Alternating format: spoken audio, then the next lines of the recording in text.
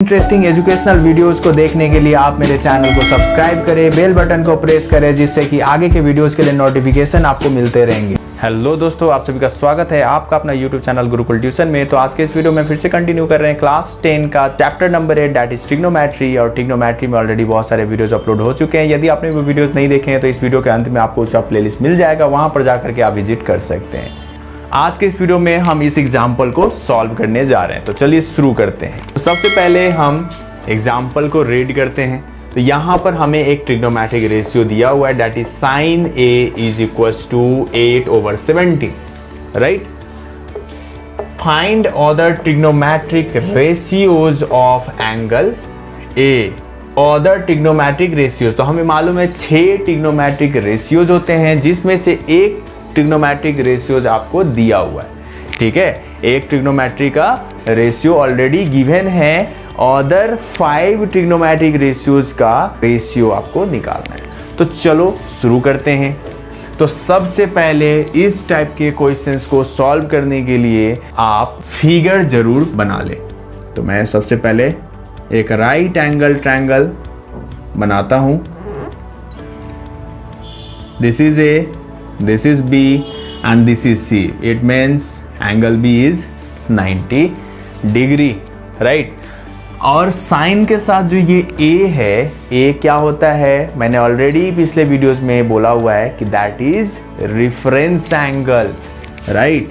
So this is our reference angle, ठीक है। Angle A हमारा रेफरेंस है। तो ये 90 डिग्री हो गया, तो इसके जस्ट अपोजिट जो साइड है that will be our H। और ये रेफरेंस एंगल हो गया, तो इसके अपोजिट जो साइड है this BC, this will be our P। क्योंकि रेफरेंस एंगल के अपोजिट जो साइड होता है वो क्या होता है, परपेंडिकुलर।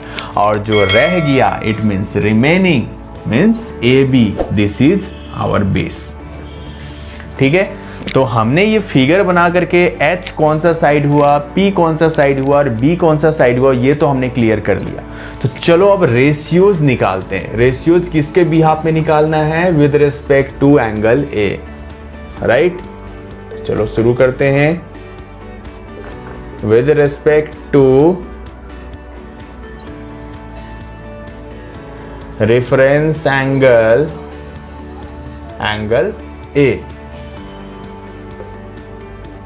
गिवन है sin A is equal to 8/17, ठीक है ना। तो ये रेशियो है, तो रेशियो कैसे आता है, रिड्यूस्ड फॉर्म में आता है, राइट। रिड्यूस होकर के आता है। रिड्यूस हम कैसे करते हैं ये तो आपको मालूम ही होगा। जैसे suppose this is 16 and this is 24, ये दोनों रिड्यूस हो सकते हैं। 16/24 है, ये दोनों रिड्यूस हो सकते हैं, यस। कैसे, देखो दोनों को तुम चाहोगे तो 2 से रिड्यूस कर सकते हो, तो रिजल्ट क्या आएगा 8 और इधर आएगा 12। अभी भी देखो दोनों ही 2 से रिड्यूस हो सकता है।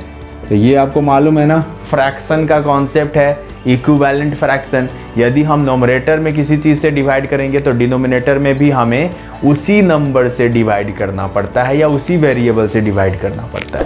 तो वही हम कर रहे हैं। तो here you will get 4 and here you will get 6। अभी भी ये रिड्यूसेबल है, किससे, 2 से। तो क्या होगा, अब देखो इधर 2 और नीचे में 3। अब ये रिड्यूस हो सकता है क्या, नहीं हो सकता, because this is the simplest form of 16/24। तो so this is our ratio, इसको हम रेशियो भी बोल सकते हैं, राइट। तो यही होता है रेशियो जो हम निकालते हैं ना, that are the simplest form, वो सिंपलेस्ट फॉर्म में होता है। तो फिर कितना रिड्यूस हुआ, इधर 2 इधर 2 इधर 2। इट मीन्स व्हाट, कि डायरेक्ट आप 16/24 में 8 से रिड्यूस कर देते तो डायरेक्ट आपको मिलता 2/3, राइट, 2/3। तो दोनों ही केस में 8 से ही हमने डिवाइड करा है। तो मैं क्या करूंगा, यहाँ पर मैं k ले लेता हूँ, यहाँ पर भी मैं k ले लेता हूँ। ये क्या होगा, ये एक वैल्यू है जिससे हम यदि मल्टीप्लाई करेंगे रिड्यूस्ड वैल्यू को तो हमें वापस से ओरिजिनल वैल्यू मिलेगा। देखो 2/3 में यदि तुम 8 से ऊपर भी और 8 से नीचे भी मल्टीप्लाई करोगे तो तुमको वापस से यही रिलेशन मिल जाएगा ना 16/24 का। तो यही हमने ये किया, राइट। आपको इसका कॉन्सेप्ट समझ में आया होगा।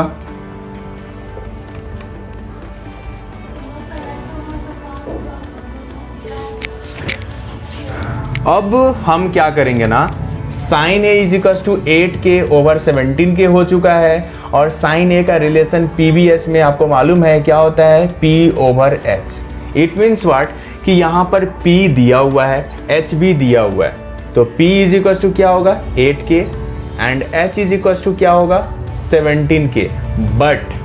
बट यहाँ पर B is not given. B यदि दिया ही हुआ नहीं है तो हम 6 का 6 ट्रिग्नोमेट्रिक रेशियोज नहीं निकाल पाएंगे। सो हमें सबसे पहले B निकालना होगा, right. We need to find the value of B। तो वो कैसे फाइंड होगा, by Pythagoras theorem.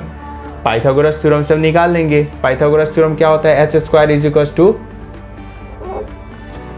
p² plus b²। मेरे को b निकालना है तो इसको मैं लेफ्ट साइड में सेंड कर देता हूं। तो b² will be equal to h² minus p² होगा और मेरे को b चाहिए तो so b will be equal to what, root under h² minus p² होगा, राइट। तो अब मैं क्या कर सकता हूं, in place of h we can write 17k का स्क्वायर हो जाएगा, minus in place of p we can write 8k, तो 8k का होल स्क्वायर हो जाएगा। तो जब आप इसको सॉल्व करोगे तो क्या मिलेगा, 17 का स्क्वायर क्या होता है,